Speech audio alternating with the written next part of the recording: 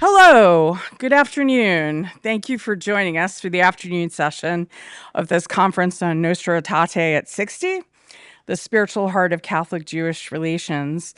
I want to thank again the JP2 Shrine and the Knights of Columbus for their support of this, and the Philos Project for thinking this up. And Luke Moon, Executive Director of Philos, thank you for being here. Thank you for allowing this to happen. Do you want to say a few words? You're good. Okay. All right. Maybe he's teasing us. Maybe later. Maybe later. Depends how the panel goes.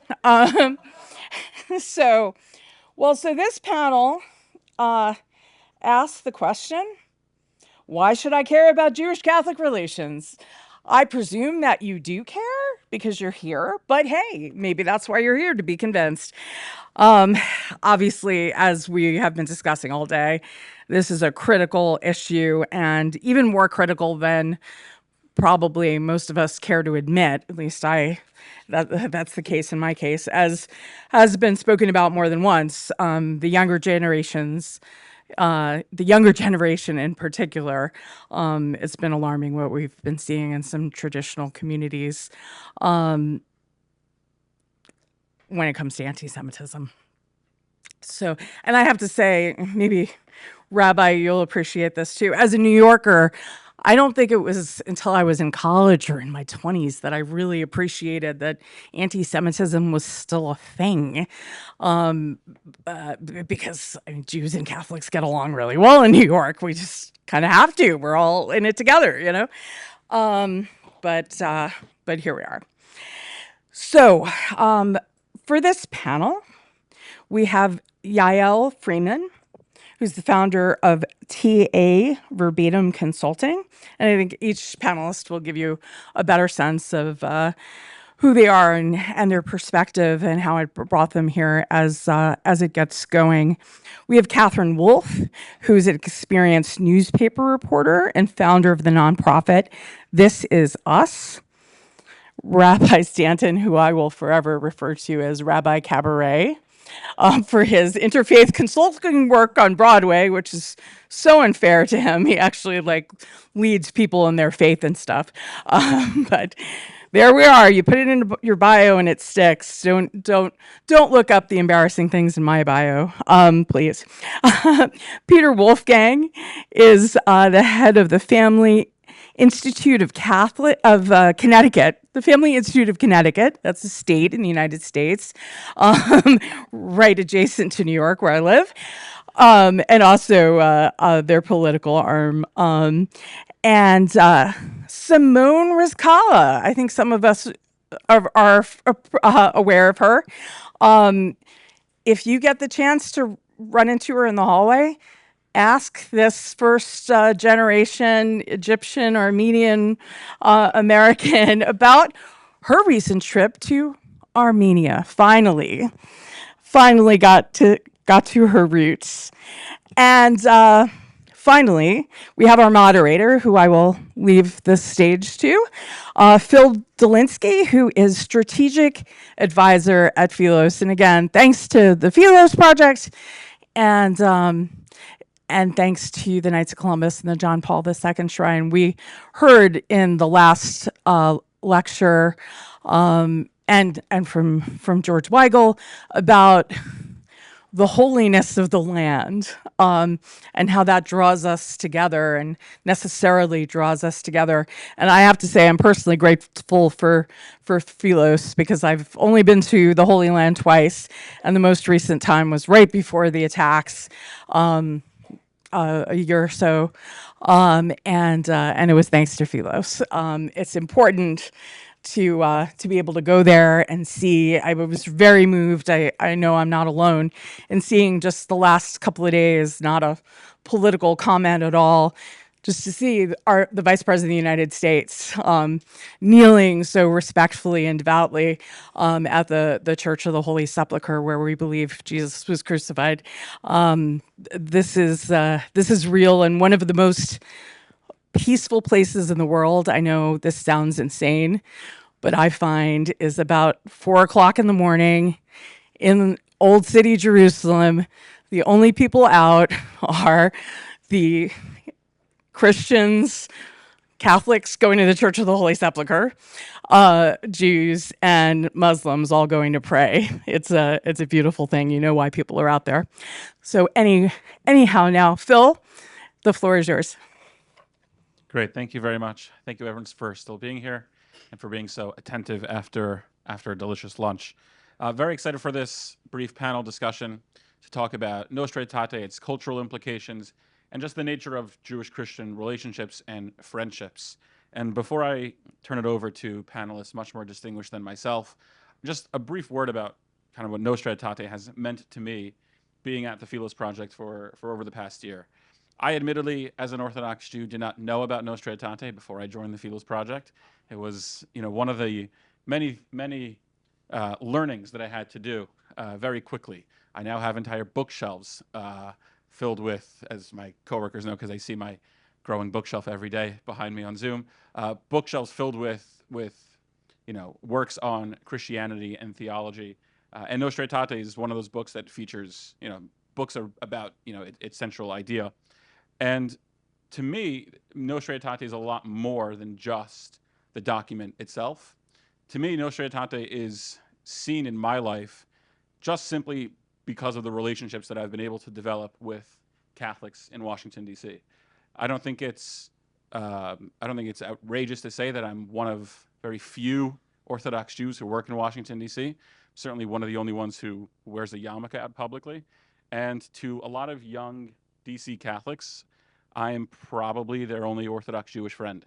And those friendships that I've made over the past year being here have been really transformative.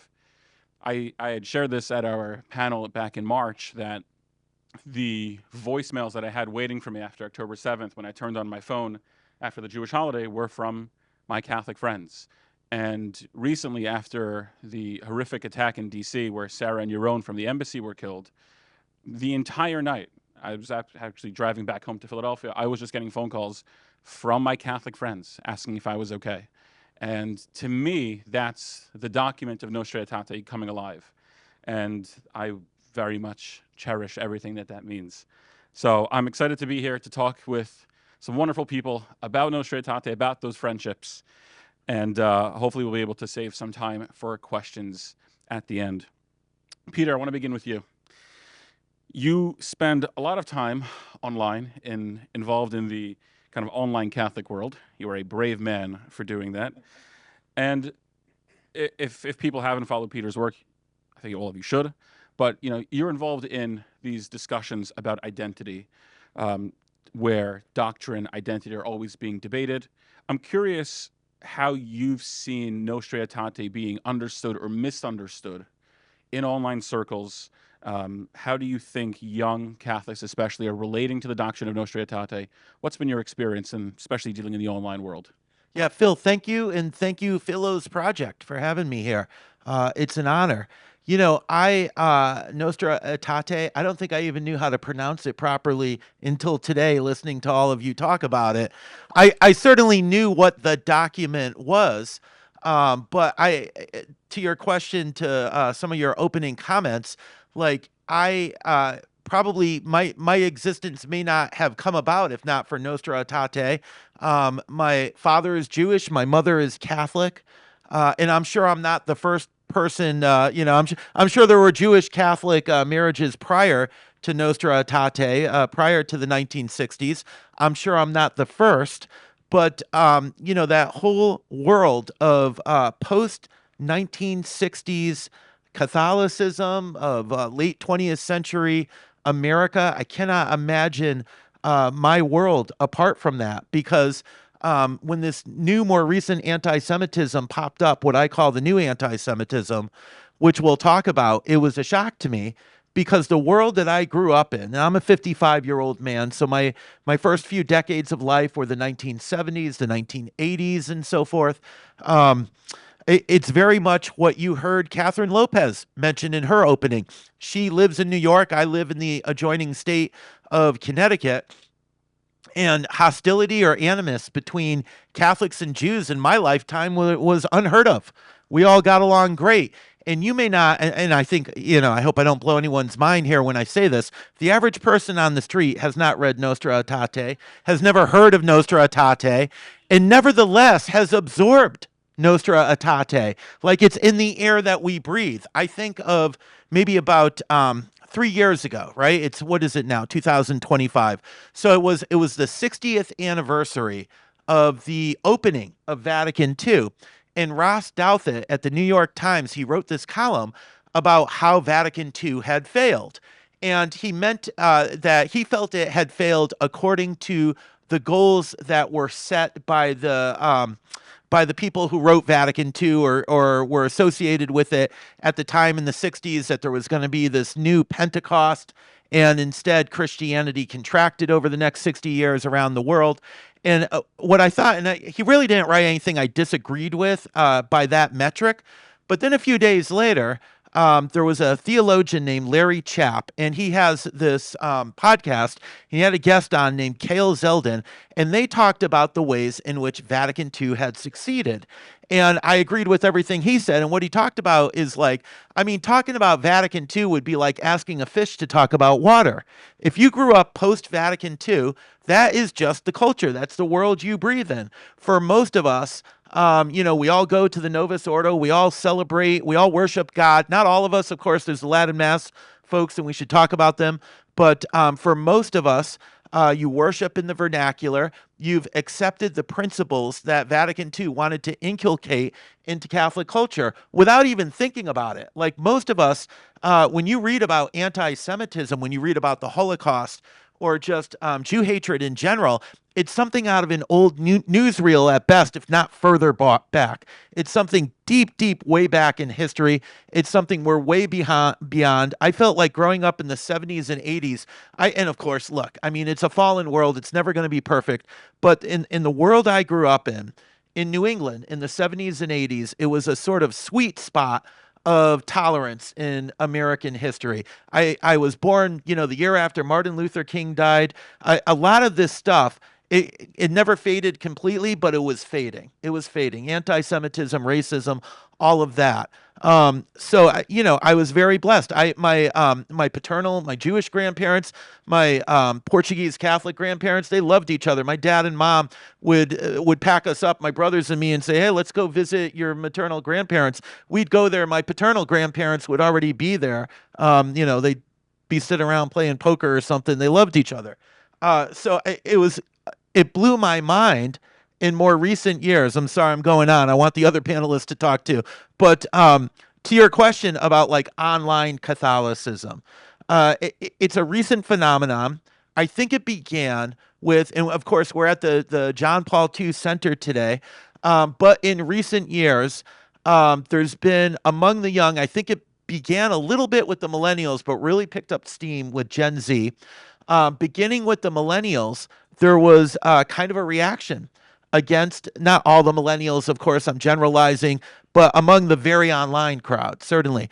There was a reaction against the Second Vatican Council, against even Pope St. John Paul II. And if you're my age, John Paul II is the great hero that saved Catholicism, survived the Nazis, defeated the Soviet Union. But the generation after me didn't like him, some of them, because he kissed the Quran and he, celebrated Mass outdoors and whatever their other reasons were. And there started to be pushback against the Second Vatican Council. There was always an element out there that was not reconciled to it. And they seemed kind of fringy, but that started to grow. And then you get to the Gen Z crowd. And look, even today on what's today now? We're in late October of 25. I wake up this morning and I haven't had a chance to watch it. It's about 2 hours long, but Nick Fuentes is on the Tucker Carlson show. We have these very online influencers with huge audiences. Nick Fuentes, Candace Owens out there saying that Israel had Charlie Kirk killed. And if you're our age, well, these people are nuts. Well, not to the young. They have huge audiences, and look, if your tastes run more towards people who are sensible, we had the great George Weigel speaking earlier today. If you're an online guy and you like, for instance, Trent Horn, wonderful people, they have nowhere near the following of the crazy, to me, the crazy people on the internet. And so that's, a very quick snapshot of the arc of my life to where we are now. Super. Thank you very much. Um, I must be an old soul that I've been able to not give in to what these online trends are. And I mean, you raise a very good point. It is very difficult for my generation to be able to discern facts from fiction online. And we were talking about at lunch. You see some of these podcasters who maybe had very legitimate takes, and even if they were controversial, they were kind of mainstream, and we're engaging in fact. And now they've totally kind of lost the plot, and that makes it very difficult for young people to be able to discern, truth from falsehood.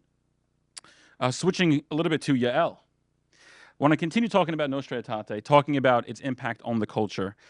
When we spoke before the conference, you had mentioned about Nostra Aetate trickling down into the culture. Talk a little bit about that, and whether you see its influence in the culture, if at all. Would love to hear if you think there's any wider cultural implication. Awesome. Thank you, Phil. Thank you. And I just want to clarify, I'm not the founder of TIVC. I was their former CSO, but my work in organizational culture continues, which is why I find this fascinating. And when we talk about Nostra Aetate, which I literally had to talk to Simone and say, am I pronouncing this correctly? I mean, I had heard about it, but it's really amazing to think about it for a minute. Like when I was thinking about it, I said, this is a monumental shift from suspicion to solidarity. And take a moment to think about, like, for the first time, a global religious authority formally called for understanding instead of fear. So this is a huge cultural shift, an encounter instead of exclusion, partnership instead of prejudice, and specifically towards Jews, but ultimately towards all people of different faiths. And this was seismic. Planted the seeds, because this has got to trickle down. You've got to operationalize it in order for it to be successful. And cultural transformation, it doesn't happen by decree. It's the slow work of human relationships. And it happens with the stories that we tell each other about change. And it happens when curiosity replaces assumption. And I just want to share a couple of my own family's history with the church and relationship with the church, because I've really seen how that principle has really trickled and rippled into culture within the own fabric of my family. So my mom grew up the only Jewish student in her Catholic school in Mexico. My grandparents decided they wanted to send her to a Jesuit school, really push that critical thinking. And so on her first day, her classmates kept asking her where her horns were. And I mean, that shows, right, the power of century-old myths. They stick. But then something simple and transformative happened. They got to know her. And these are still some of her closest friends today. Curiosity replaced that caricature, and the relationship replaced fear. And that's culture change at its most human level. My grandfather experienced the stakes of this shift in a much more urgent way. During the Holocaust, and Simone knows this story, and I always like tear up, he was hidden by a Catholic priest in the forest in Belgium. This priest not only protected his life, he protected his identity. He made sure that my grandfather continued practicing his Hebrew prayers, continued learning Hebrew, knew who he was. He always reminded him, you are Jewish, don't forget who you are. And that takes profound courage and profound respect. In my own experience and in my own adulthood, that spirit of interfaith allyship, it's continued. My husband is retired Navy. We were stationed in Rota, Spain, where my oldest son was born. It's not a very Jewish community, and the military doesn't have a lot of Jews. I was the Jewish lay leader there. There was no moel. That's the person who performs this circumcision, or the brit, which means covenant in Hebrew. So that's the covenant that we do on the 8 days after a boy is born. There was no one nearby who could come in. And the Catholic chaplain, Father Jocelyn, he used his discretionary funds to fly one in from London so that my son Aaron could have a traditional circumcision. A Catholic priest ensured a Jewish child could enter the covenant. And that's the Nostra Aetate in action. It's not theoretical, it's relational. So, yes, I see it today, but not because everybody's read it, right? Or knows how to pronounce it, or knows what it is. I see it because the people are living the values it called for. It's when you choose understanding over assumption, or protecting dignity instead of tolerating the minimum, or celebrating identity rather than flattening difference. And during this time, like, there's so much change, social, politically, culturally, and cultures, including religious ones, right? We have to remain restless, not complacent, because progress can't be declared once. The way that we change culture is because we have to practice it daily. So in my work in organizational culture, we often say, if we want culture to endure, we have to operationalize the values. And that is what the Nostra Aetate has challenged us to do, right? Aetate, sorry, I keep pronouncing it incorrectly. And when you look at my family's history, right, from hidden survival to unlikely friendships to interfaith support for the next generation, I really see the blueprints for how that challenge becomes lived reality.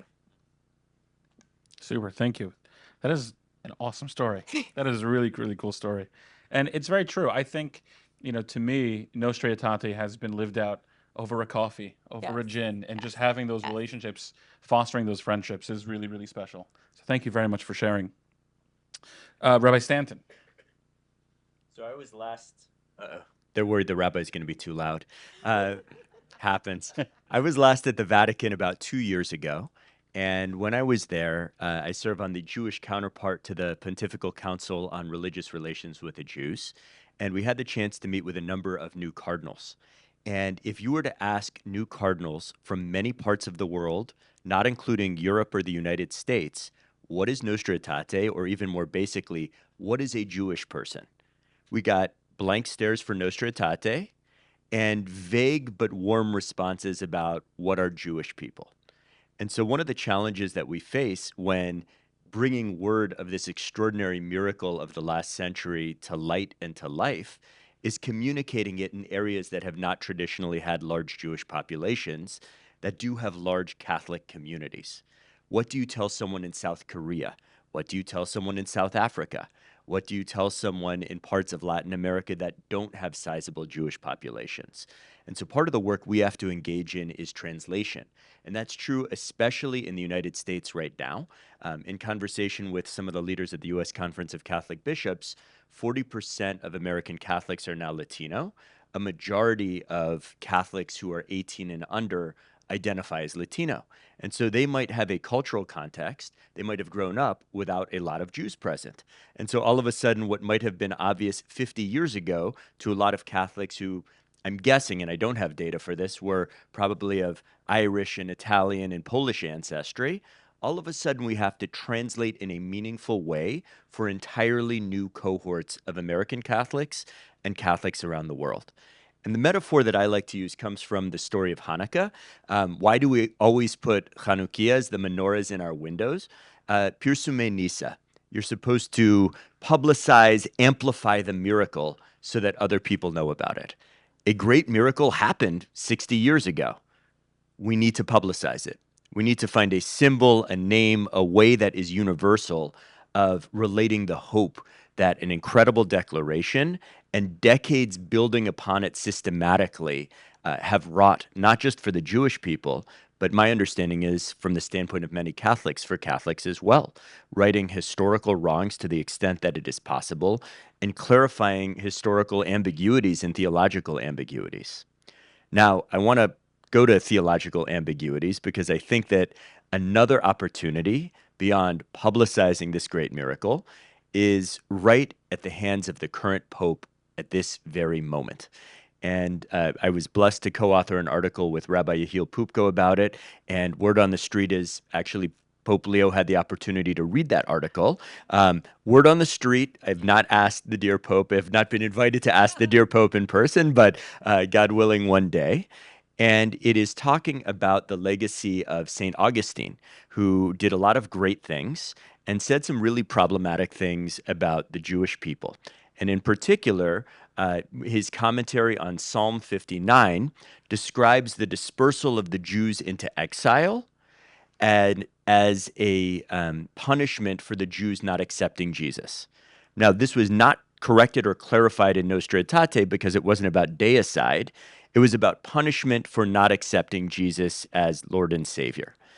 And it's really hard to reframe St. Augustine, given his significant role in the church. But we have the first Augustinian pope, is my understanding.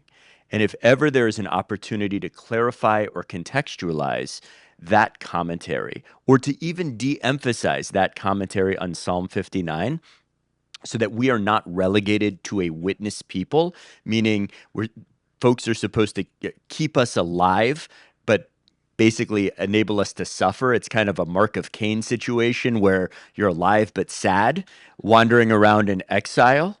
If that could be de-emphasized and clarified, and Dr. Da Costa also, I think, referenced this as well, it would leave different space for Catholic relationships to Israel and the idea of Jews returning to their ancestral homeland, their spiritual homeland. And that is an extraordinary possibility for this moment right now.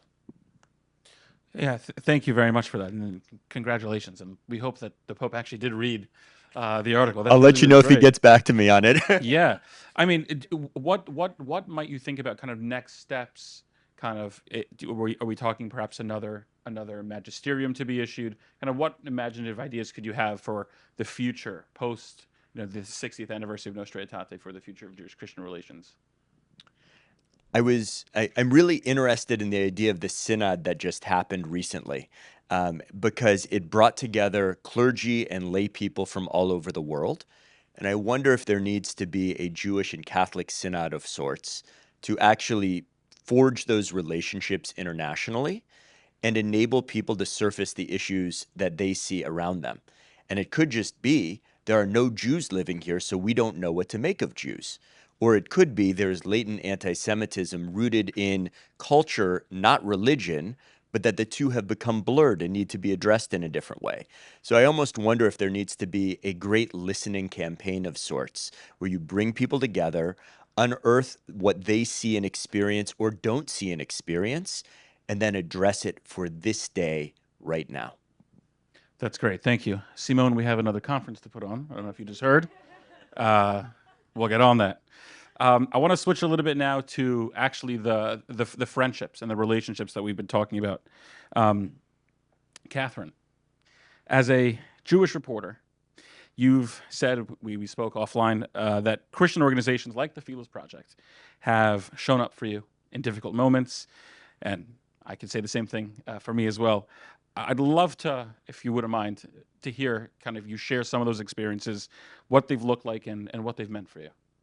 Yes. First of all, I want to thank you for having me here. This is a great honor to be able to talk to you. My mother grew up in a bakery in Baltimore called Govey's. Her people, and my people on both sides, were Eastern European Jews who came from what was called the Pale of Settlement, because Jews were not emancipated, and they actually used that word, and we had to live within the confines of these boundaries until about 1917, which is pretty late. But anyway, my people got out before then, and my mother used to tell me that on Easter in the bakery in downtown Baltimore, the family was scared because Catholics would come in after Mass, and we didn't really know what was being said in the church, and they were afraid that the pogroms of old that had really claimed a lot of our people would materialize in the streets of Baltimore. So this is in the air. We were talking about what is in the air. That is in the air for Jewish people. My paternal grandmother made it out of Kiev when she was a girl of about 5. In 1906, she had been hidden in the cellar because the Cossacks were taking to the streets, marauding and killing Jews. So these are the stories that Jews grow up with. In 2018, I was living in Durham, North Carolina, a progressive city, when our municipal government passed a historic boycott against Israel. Really, they should have been thinking about how to pick up the trash, but they decided what their business was figuring out what Israel had done wrong.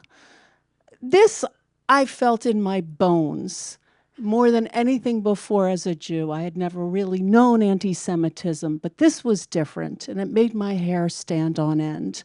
And I went down to City Hall to tell them, the vote was unanimous against Israel. I'm a reporter by trade. I went down to City Hall to tell them what I thought of them and their stinking boycott. And I will just say now that I have had a lifelong, incapacitating fear of public speaking. So it was something for me to go downtown and speak in a public forum about this issue. And I would shake really hard, and I would practice my speeches until I didn't cry, and I would gather myself up, and I would go in there, and I did it over and over again. And people started coming up to me after these speeches to thank me and to say they were with me. And these people, for the most part, were not Jews. They were Christians. And I really took that in, and I started to forge strong friendships with Zionist Christians.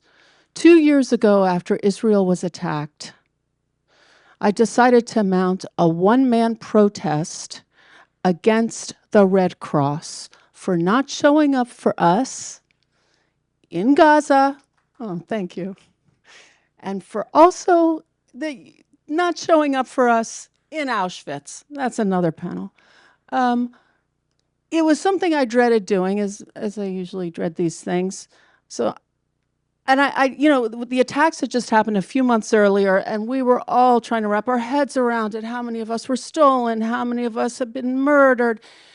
And I told a few people that I knew. Nobody wanted to show up. Does anybody really want to go stand on Worth Avenue in Palm Beach outside the Breakers in some kind of, awful outfit, with I spray painted the blood to get people's attention with a sign saying Red Cross MIA again. I mean, who needs it, right?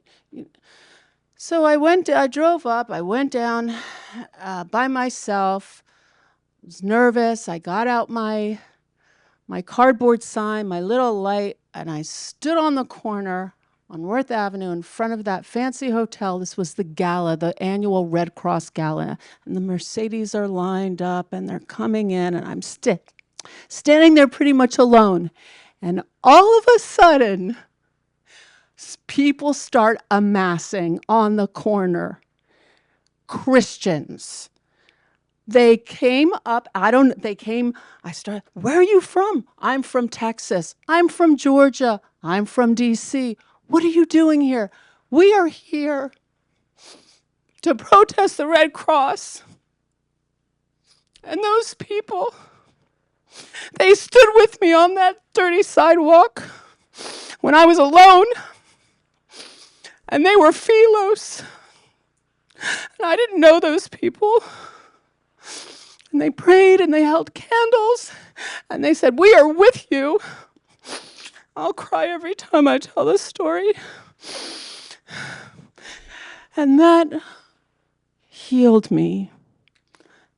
That healed pain of generations that we have. And I will always be grateful to Philos and to the good Christians out there who stand with Jews.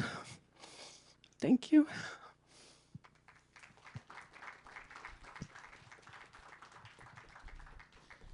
Thank you. Your courage is really inspiring, and thank you very much for that. I know that Luke will always look for the people who are courageous to partner with, so thank you very much. Last but not least, to my partner in crime, Simone.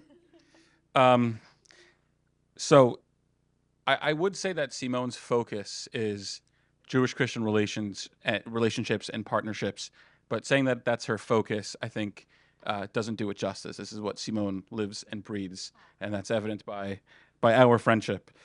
Talk to us a little bit about that. Kind of, what do you think makes those friendships and alliances authentic, real? How do you think they should develop? Talk to us a little bit about kind of your experience in this space. Sure. Thank you, Phil. Catherine and we've been chatting lately, and she's from New York. I'm from LA. I thought everybody had a Yael, like I grew up seeing Jews walking to Shabbat, and, it just was normal life. And so anti-Semitism, to Peter's point, was like something of like a long, long time ago. And we've passed that moment. And I just thought so I met Yael, she was my first friend in college, which was like a year ago or so. But I just assumed everybody had Jewish friends. And so even the question of like, how do we forge alliances? It just sounds so like cold and political and American marketing shtick, but I have come to appreciate that, because I took that for granted. I really, really did. I grew up with, again, not just like I've built an alliance with a Jewish, but like actual friends, so I've come to appreciate, though, however, in this time, especially, of saying, we stand with you, we're courageous with you. And one of my favorite saints, St. Catherine of Siena, said, start by being brave about everything. And I think it really matters for our Jewish friends to like hear us say it out loud instead of like assume. It's healing. And again, there was so many assumptions before I was able to like formally start this work. But I think the other thing I want to say is, and Yael knows my mom, she's a bit of a truth teller always, as your mother is. Yeah. So it's inconceivable to be a friend and to not tell the truth. And so with my Muslim friends, with my Jewish friends, with my atheist friends, with my Jewish friends who were atheist, like all the combination of friends I had, there was never any censorship of the other. We loved each other. So we were free to talk without worrying about what's politically correct or what's offensive or it wasn't in the psyche. So I think that's really, really important. And I think one of the things I've been lamenting about lately with what I see online and what I see with Gen Z, and I love Gen Z, so it hurts that there's this thing going on, is this need to like, let me see if I can put coerce, right? Like, there's a group out there. It's so embarrassing to say this out loud. Catholics United Against Jews. That's a real thing. They tweeted about this conference. When we founded the Coalition of Catholics Against Anti-Semitism, somebody emailed me and said, and I grew up again in Peter's world. I don't think it's the millennials. Anyways, so, but I really was like, this is like a thing of the past, but we should always keep, anti-Semitism's that, thing that keeps coming up. So let's keep our eye on it. But it really is a thing of the past. And then the second I get involved in the work, I get an email from someone saying, I'd like to start the Coalition of Catholics for Anti-Semitism. I mean, these are true stories that I hate saying out loud, but I feel that I must say out loud. So I think with the quality of friendship is there's two things. One, hospitality, which my spiritual father, Father Giussani, says is the greatest sacrifice one can make apart from giving one's life, which is that you share a life with someone without censorship, with honesty. And then also freedom. And the vibe, that's a theological word, the vibe out there is like, well, how dare they not follow our theology and recognize Jesus, so we have to hate them, or whatever that is. I thought, doesn't our New Testament say for freedom Christ has set us free? And didn't God create us in his image and likeness, which is free? Isn't God sovereign?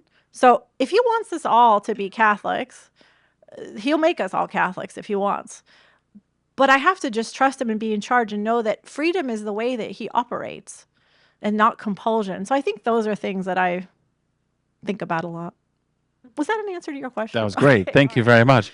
And it's very true. I mean, certainly at the Felix Project, kind of these open and honest, uncensored conversations are one of the best aspects of the job. I have this very fond memory.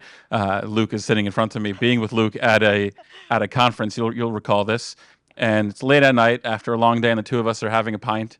And I manage the courage to turn to Luke and say, "So can we just talk about Isaiah 53 for a hot second?" Sure. And then after kind of, deciding that we probably weren't going to come to, a mutual understanding, I think it was Luke who said, "You want another pint?" And it was perfect. Like, that is how I think we're supposed to model these friendships and these relationships. We're almost at time, but I would love perhaps if Catherine might be able to give me a hand in terms of if we have any questions from the audience. Would love to hear from people. Please. I don't know if there's a microphone to pass around or just... Thank you, Catherine.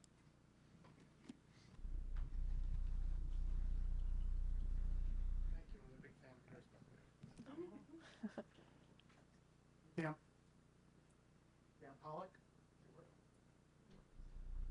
They did that to me too. I see your grandmother. Dan Pollock? Yell real loud, Dan. I'm Dan Pollock. Hi. From the Zionist Organization of America. This is a question for the rabbi. There's a... No. There's a certain asymmetry in a theological discussion with the Catholics. I understand for their own reasons the Catholic imperative to reach a theological understanding with Jews. I'm a Jew as well. But I am a little bit uncomfortable if I were to be present at a theological conversation where I was telling them what their theology would be.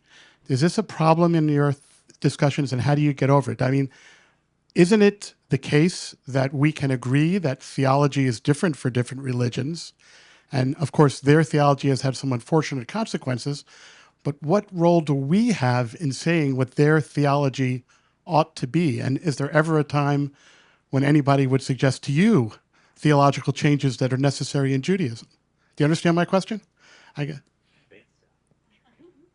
want to cite the great Nechama Leibowitz, a brilliant Torah commentator, who would start every conversation about a particular passage by saying, "Mahakushia," what is the difficulty with this passage?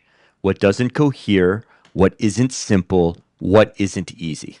And that is as far as I think we can take those theological discussions. When I hear you say X, Y, and Z about this passage, be it Isaiah 53, a couple of passages in Jeremiah, Psalm 59, the list goes on and on. There is a challenge and a difficulty. And I'm not telling you how to resolve that challenge, but I'm telling you that your reading of this passage creates a challenge for me. And I think that that can be absolutely invaluable. I do regularly study texts with Christian leaders, and we alternate typically either studying something from the Christian Bible in the way that they study text, or studying something from Tanakh in the way that I study text. And when I read Christian texts, I'm not going there with the goal of pointing out flaws or challenges or problems. And when they're reading Jewish texts that they also relate to, they're not doing the same. But they are often much keener at spotting things that I glossed over because I'm used to reading passages in a particular way. And so I actually find that the questions brought up are of great importance, even if we do not agree on anything theologically. And so I wonder if it could be a gathering fundamentally about questions and fundamentally about challenges. I mean, the passages from Romans that the Catholic Church has used to discuss its own notion of self with respect to Jews, those are not the only passages about Jews in the Christian Bible. And so discussing other passages that are a lot more complicated, not to set norms, but to understand frameworks, challenges, other things that could come up, I think that's where the value lies. I have a question back here, Phil. Please. Hi there. My name's Kurt Stambaugh. I'm from Franciscan University. So in talking about Catholic-Jewish dialogue, I was curious if anybody could speak to this. How, given our history as Catholics, can we be more sensitive in dialogue? You know, and I come from an evangelical background where there's almost like a savior complex of Christianity, like, oh, you poor simple Jews, don't you see Jesus is your Messiah? And it's like, well, you don't even know what that word means, Messiah. You know, what are things? How are ways that Catholics can be sensitive, you know, to the Jewish dialogue that don't come across like we know it all?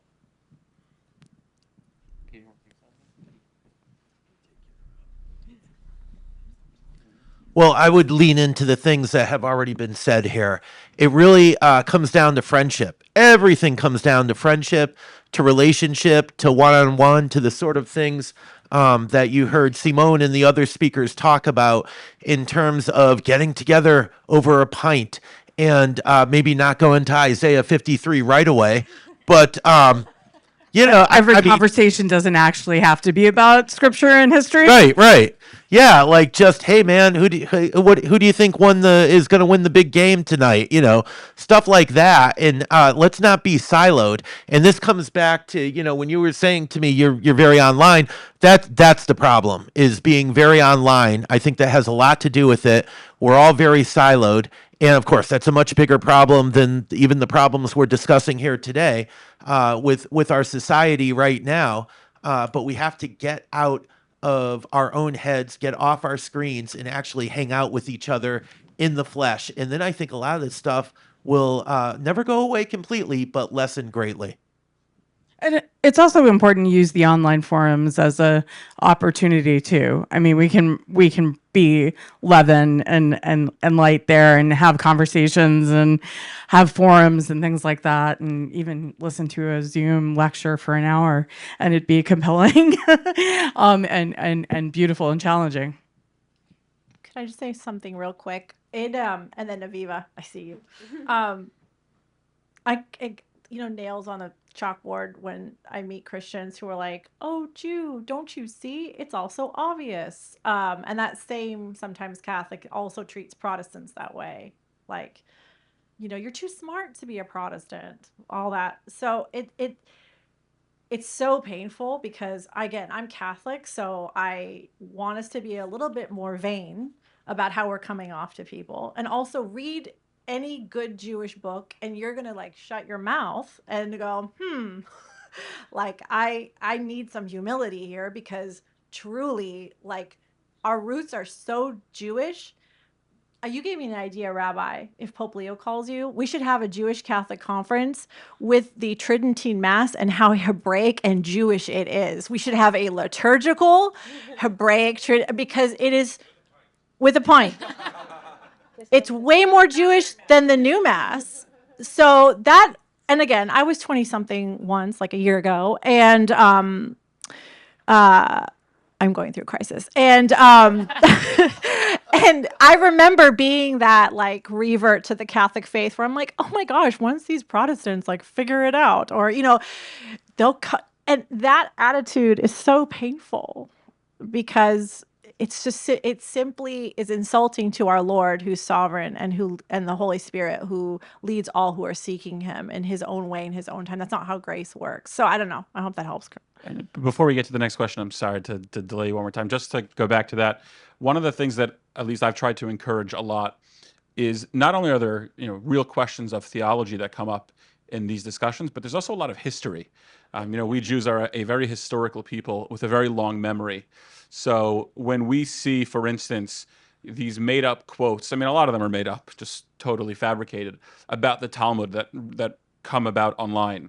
And, you know, so perhaps for the average Christian, you know, if they believe it, this is just some crazy book that the Jews study, and don't necessarily appreciate the fact that this is the bulk of an Orthodox Jew's Torah study, is studying the Talmud, but also there's a painful history of people railing against the Talmud. We fast one day a year because many, many years ago, after one of the disputations, I think the disputation of Paris in 1240, cartloads of the Talmud were burned.